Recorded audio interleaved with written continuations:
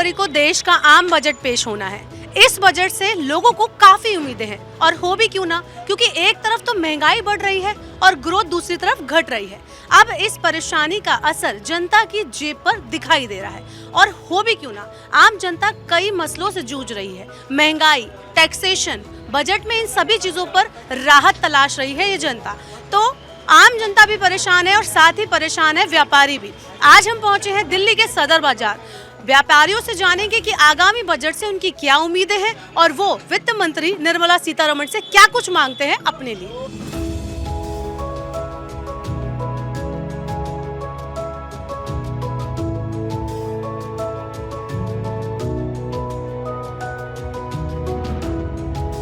आम जनता की परेशानियां तो हमने जानी पिछले एपिसोड में।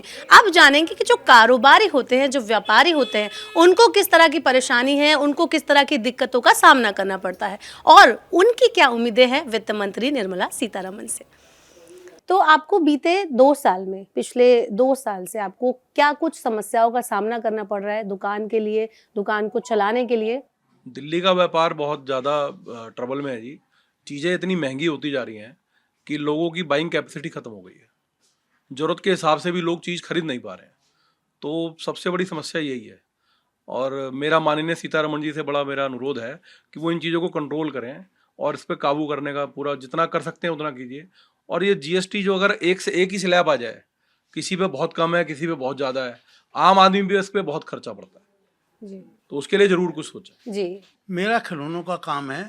मैं ये समझता हूँ कि खिलौनों पे जैसे बहुत से खिलौनों पे 12% जीएसटी है, बहुत से पे 18% है, तो ये सब एक लेवल पे आ जाए और टैक्सेशन आसान हो जाए। कितना महंगाई का कितना असर पड़ता है आपके हमारे कारोबार खिलौनों पे बहुत पड़ रहा है। जो पहले खिलौना हमारा 100 रुपए का था, आज 200 रुपए से ऊपर का हो गया है। तो इसलिए परचेज कैपेसिटी कम होती जा रही है मार्केट में और ऑनलाइन बिजनेस बहुत ज़्यादा बढ़ गया है, जिससे कि सदर बाजार का व्यापार तो ख़त्म ही होता जा रहा है। जी। अच्छा, तो धीरज जी बताइए कि पिछले 2 साल में आपकी परचेजिंग पे और आपके सेल्स पर क्या असर पड़ा है? मैम, परचेजिंग और सेल तो एक मुद्दा एक हो गया कि जिसके अंदर हमें इस टाइम इतना स्ट्रगल करना पड़ रहा है क्योंकि हम सदर बाज़ार से हैं और सदर बाज़ार एशिया की सबसे बड़ी मार्केटों में से आती है और यहाँ पर व्यापार दिन पर दिन इतना मतलब प्रभावित हो रहा है। वो इसलिए क्योंकि यहाँ पर मतलब रीच ही नहीं है लोगों की। मतलब इतना ज़्यादा स्ट्रगल करना पड़ता है एक नॉर्मल व्यापारी को आने के लिए। रोज़ आए दिन जेब कतरा और ये सब और मतलब जाम का मैनेजमेंट इतना ज़्यादा गंदा हो चुका है कि यहाँ पर नॉर्मल आदमी पहुँच ही नहीं सकता। तो एक नॉर्मल आदमी जब इतना स्ट्रगल करेगा तो वो मार्केट तक पहुँच ही नहीं पाएगा। तो ये मतलब एक व्यापारी के लिए तो बहुत मुश्किल स्थिति के अंदर है हम लोग एज अ व्यापारी। मतलब हमारे लिए ना इंफ्रास्ट्रक्चर, ना गवर्नमेंट की तरफ से कोई सपोर्ट है कि मतलब कोई कंट्रोल कर ले। मतलब आप पैदल यहाँ पर मूव नहीं कर सकते। यहाँ आगे एक मार्केट है जो एनक्रोचमेंट पर है पूरी की पूरी मार्केट, और वहाँ पर आए दिन मतलब सिर्फ छुराबाजी और आप निकलना इतना मुश्किल है कि पैदल चलना ही पॉसिबल नहीं है। तो ये एक इतना स्ट्रगलिंग टाइम है हम लोगों के लिए, तो व्यापार उससे बहुत ज्यादा प्रभावित होता है। डेवलपमेंट के लेवल पर आपको लगता है कि काम होने की जरूरत है यहाँ इंफ्रास्ट्रक्चर डेवलपमेंट देखिए, ये सदर मेन रोड है जो कि नई दिल्ली रेलवे स्टेशन पे भी कनेक्ट करती है और यहाँ से आदमी जो इतने एशिया की सबसे बड़ी होलसेल मार्केट मंडी कहलाई जाती है सदर बाजार, जहाँ सुई से लेकर बड़ी से बड़ी चीज की होलसेल व्यापार चलता है।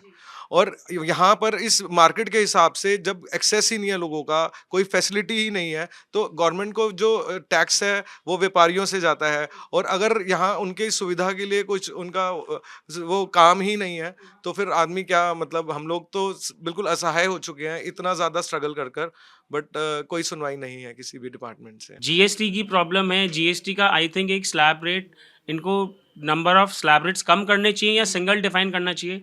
मैं रॉ मटेरियल परचेज 18% में कर रहा हूँ, उसका फाइनल आउटपुट 12% में सेल आउट कर रहा हूँ, 5% में कर रहा हूँ, तो वो अननेसेसरली मेरे फंड्स गवर्नमेंट के पास ब्लॉक हो जा रहे हैं, डिपार्टमेंट के पास ब्लॉक हो जा रहे हैं, which is of no use to them also and to me also. So I believe the system needs to be simplified a little bit so that जो ईज है, जो भारत ग्रो की बात है, तो वो ग्रो तो ऐसे ही करेगा, बेस लेवल से ही सबको लेके चलेंगे तभी वो ग्रो करेगा। आप टैक्स भरते हैं? कौन बिल्कुल, से रिजीम में absolutely। भरते हैं आप? हाँ जी। कौन से रिजीम में? ओल्ड टैक्स रिजीम या न्यू नहीं, टैक्स? मैं न्यू टैक्स रिजीम में फाइल करता हूँ। तो आप क्या एक्सपेक्ट करते हैं कि टैक्सेशन लेवल पर क्या कुछ चेंजेस होने की जरूरत है? टैक्सेशन लेवल पे definitely I believe what may be everybody would be thinking कि टैक्स स्लैब्स नीचे लानी चाहिए जो ऑलरेडी एग्जिस्ट कर रही हैं, because on multi facade level we are paying so much tax, by income tax also, by indirect taxes also. मैं कहीं भी कुछ भी परचेज कर रहा हूँ, I am being taxed at every single level. So I believe मैं अगर इफेक्टिवली निकालूंगा तो I am hardly saving up to or getting disposable income of 20 to 30% in my hand after working for the whole year. So मेरे silent partners इतने सारे हो गए कि मैं काम किसके लिए कर रहा हूँ. So it is taking a lot of hit on my savings and my income also. So I believe कि वो simplify करना चाहिए with time. सबसे बड़ी मुझे जो यहाँ की मेजर समस्या आ रही है वो है एक तो ट्रैफिक जाम. ट्रैफिक जाम की मेजर प्रॉब्लम है एनक्रोचमेंट्स. आपको हर तरफ सदर बाजार में पटरी लगी मिलेगी जो टोटली इलीगल है. आप मिठाई पुल से आ जाइए, मिठाई पुल पे कम से कम नहीं 500 रेड़ी लगी हुई है जो टोटल इलीगल है. जब यहाँ पर पूरा रश हो जाता है, जाम हो जाता है, उसमें क्या है यहाँ पर जेब कतरे इतने ज्यादा हो गए हैं कि आप अपने आप को ही नहीं सेव कर सकते. जब हम रोज आने वाले अपने आप को सेफ फील नहीं करते तो हमारा व्यापारी कैसे आएगा. जो भी व्यापारी आता है, मतलब हर दुकान पे किसी ना किसी व्यापारी की जेब रोज कटी होती है. मोबाइल चोरी होना तो यहाँ पर बड़ी कॉमन सी बात है और इसके लिए पूरे सदर बाजार की कोई सुनवाई नहीं है. आप आगे चले जाइए 12 टूटी मेन रोड पर आपको पैदल चलने की जगह नहीं मिलेगी. टोटल एनक्रोचमेंट्स हैं, सब दुकानों के आगे पटरी लगी है और इवन हम उनको कह भी नहीं सकते कि आप यहाँ से उठिए. मैं अपना ही इंसिडेंस बताता हूँ. लास्ट 6 मंथ पहले मेरे फादर को हार्ट अटैक आया. मैं लिटरली उनको ले जा भी नहीं पा रहा था हॉस्पिटल के अंदर. तो मैं को कंधे पे ही उनको लेके जाना पड़ा क्योंकि कोई रिक्शा पहुंचे उससे पहले तो मैं खुद उनको ले जा पाऊंगा. इतनी एक्रोचमेंट की वजह से प्रॉब्लम आई हम लोगों को.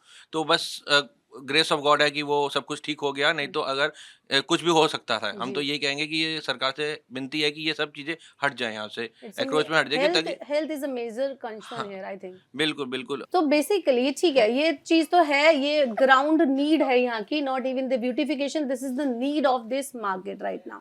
यहाँ बेसिक नीड के लिए इतना स्ट्रगल करना पड़ रहा है. सौंदर्यकरण तो बहुत दूर की बात है. मतलब बुजुर्ग लोग हैं, कोई एजेड लोग हैं, उनको यहाँ आना, क्योंकि देखो घर व्यापार चलाना तो बहुत जरूरी है. तो उनको आने के लिए इतना स्ट्रगल है. वो कैसे आते हैं बेचारे, कैसे जाते हैं, तो उसके लिए एक बहुत स्ट्रगलिंग लाइफ जी रहे हैं हम लोग.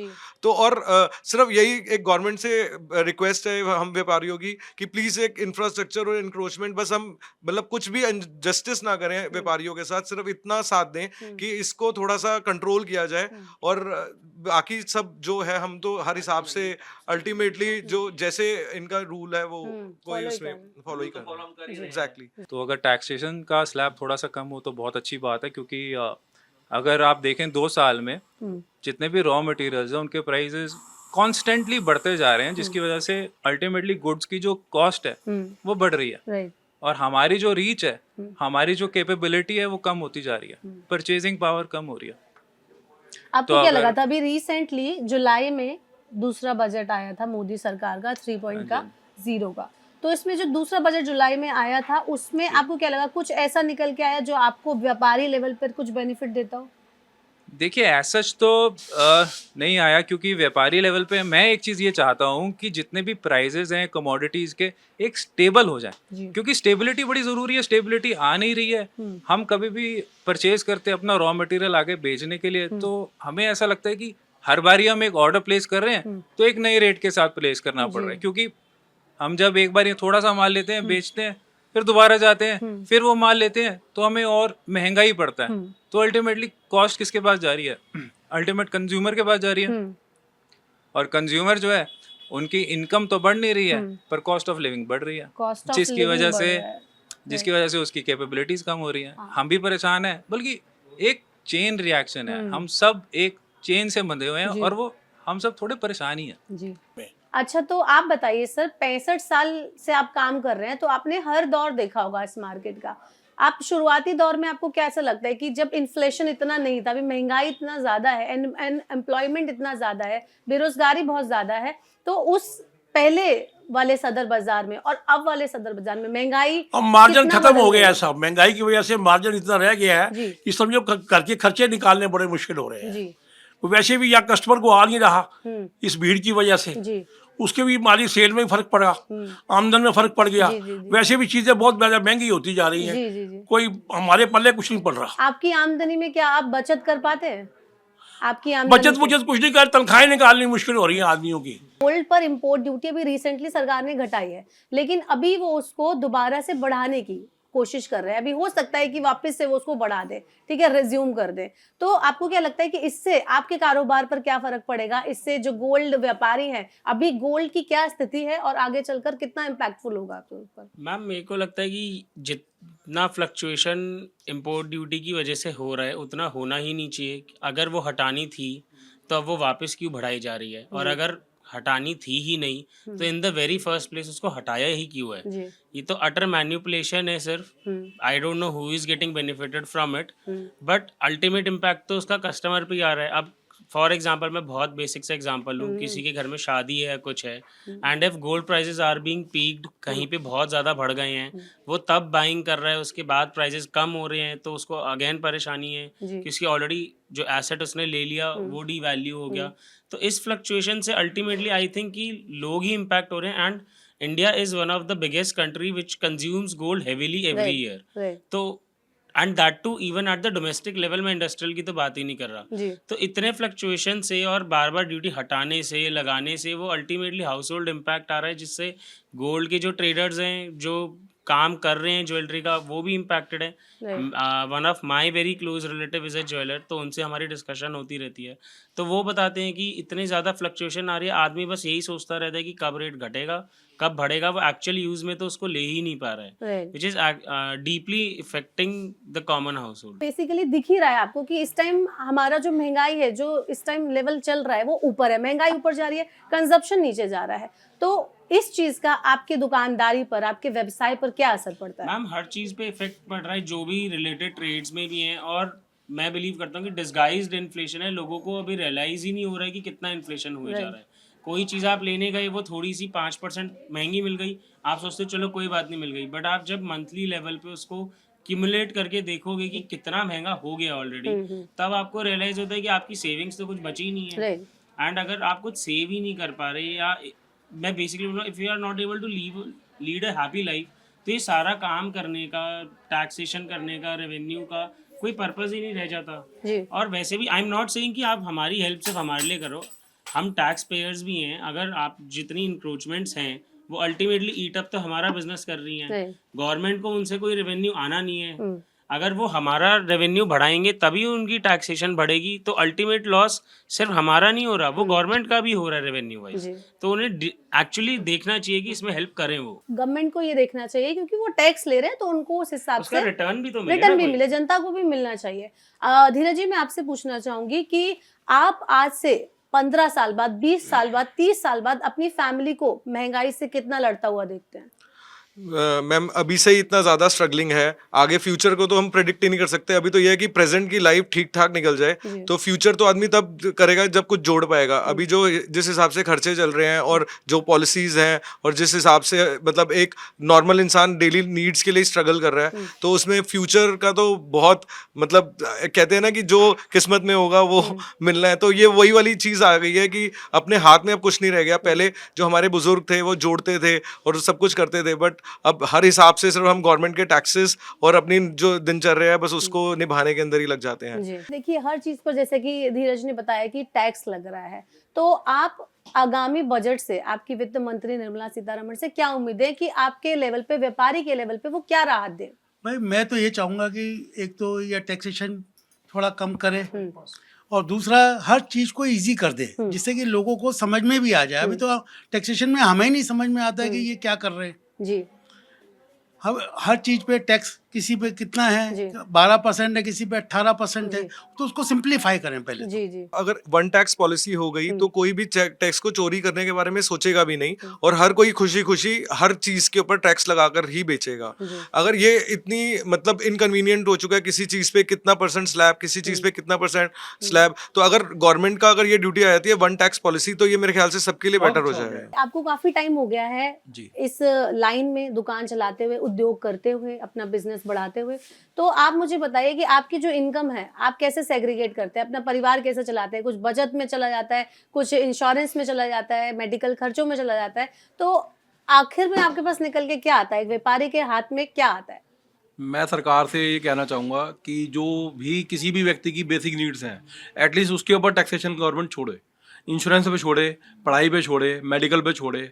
वो तो बेसिक नीड है। एक आदमी रोटी खाएगा तभी वो देश में रह पाएगा, Right. या व्यापार कर पाएगा, या अपना परिवार चला पाएगा।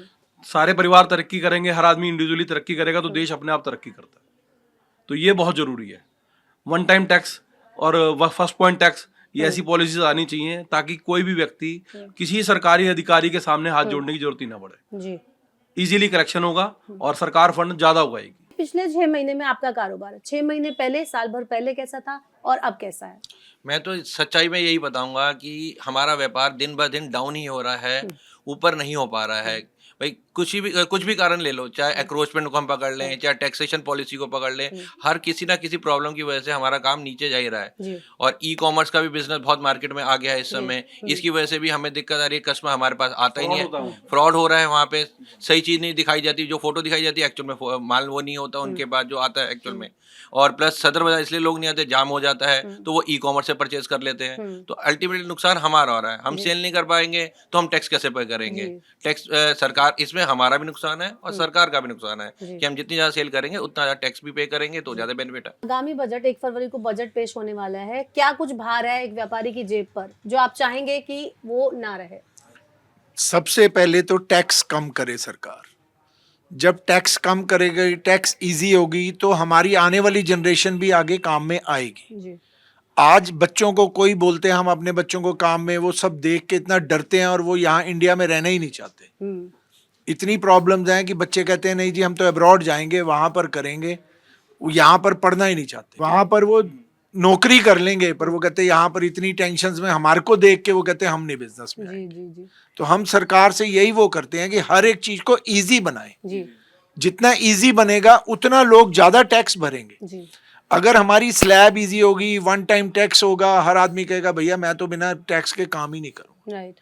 एंड मैं इसमें एक चीज़ ऐड करना चाहूँगा कि टैक्सेशन है, कम भी करनी चाहिए, सारी बात ठीक है, बट अल्टीमेटली गवर्नमेंट को इस चीज़ पे फोकस करना चाहिए कि वो जितने लोग टैक्स पे कर रहे हैं उनके अलावा जो नहीं कर रहे हैं उनको टैक्स ब्रैकेट लाने में एफर्ट्स लगाए, बजाय कि जो ऑलरेडी टैक्स ब्रैकेट में हैं, जो पे कर रहे हैं उन पे आप सारा भार डाले जाओ कि और टैक्सेशन हाई कर दी, तो एक पॉइंट पे हर इंसान का ब्रेकिंग पॉइंट आ जाता है। और आई बिलीव इसी से जो इलिसिट फंड्स इकट्ठे होते हैं या ब्लैक में लोग काम करना चाहते हैं, वो इसीलिए करना चाहते हैं कि टैक्सेशन इतनी ना पे करनी पड़े। उनको और लोग लाने चाहिए उस ब्रैकेट के अंदर कि उसके अंदर आएँ और लोगों से टैक्स लिया जाए ताकि वो सिलेक्टेड पीपल पे ही या टैक्स पेयर्स पे ही पूरा लोड ना आए उसका।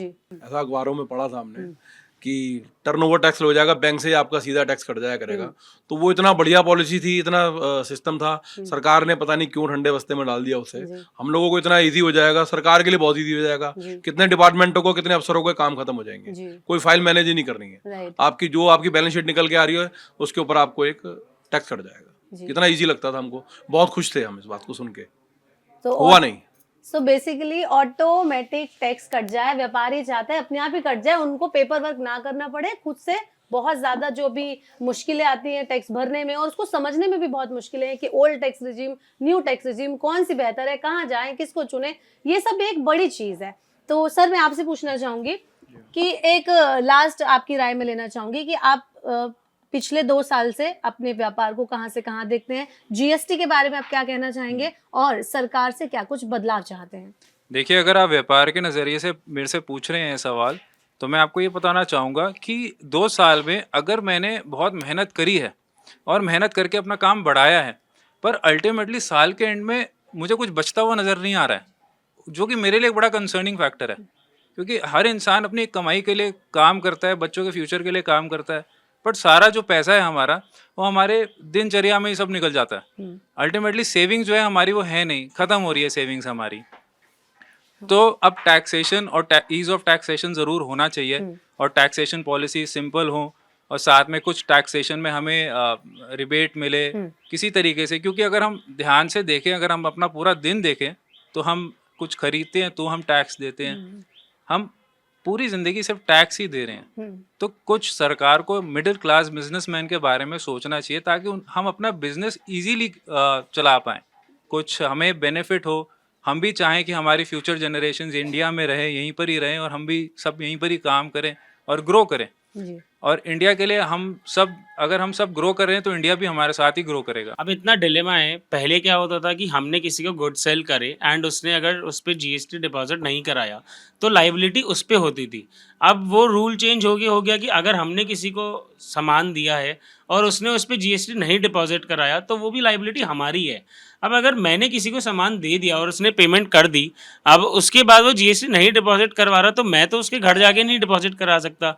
वो मेरी पेमेंट नहीं देगा तो मैं उससे पेमेंट नहीं ले सकता, मैं उससे जीएसटी कैसे डिपॉजिट करा दूंगा। एटलीस्ट वो ओनस तो नहीं होना चाहिए हमारे ऊपर। तो बेसिकली हमने व्यापारियों से बात की और कहीं ना कहीं एक लेवल पर जाकर हमको ये समझ आया कि टैक्स के लेवल पर एक बहुत बड़ा मुद्दा है टैक्स भरना। टैक्स में आप हर चीज में टैक्स भर रहे हैं तो ये इनके लिए बहुत बड़ी चीज है। और दूसरा जो चीज कि सदर बाजार जैसे इलाके में अपने व्यापार को चलाना, अपने व्यापार को बढ़ाना, यही एक बहुत बड़ी चुनौती है इन लोगों के लिए, जिसके बाद इनके ऊपर और भी भार है, टैक्स का भार है, जीएसटी का भार है, अपनी इन्वेस्टमेंट का भार है और भी इनके अपने भी काफी परेशानियां इन्होंने बताई कि जिस तरह से ट्रैफिक जैम हो गया, इंक्रोचमेंट हो गया, सरकार की डेवलपमेंट को लेकर क्या सोचना है, वो सब हो गया।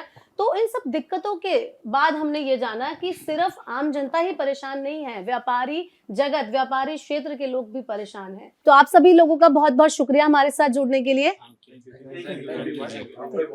हमारी बात आगे तक पहुंचे आपके जरिए और जी। कुछ निदान निकले तो हम आपके बहुत धन्यवाद देंगे। जी बिल्कुल पहुंचेंगे। बहुत thank you। तो ये थे वो व्यापारी जिन्होंने बताया कि उनको किस किस मुसीबतों का सामना करना पड़ता है, किन कुछ चुनौतियों से लड़ना पड़ता है हर रोज। तो आगामी बजट में इन व्यापारियों की क्या कुछ उम्मीदें थी वो हमने जानी। अब दोबारा से जानेंगे कि बजट के लिए और किसी क्षेत्र में लोगों की क्या कुछ उम्मीदें। फिर से हाजिर होंगे आपके साथ लेकर एक नया एपिसोड। बने रहिए महीना के साथ।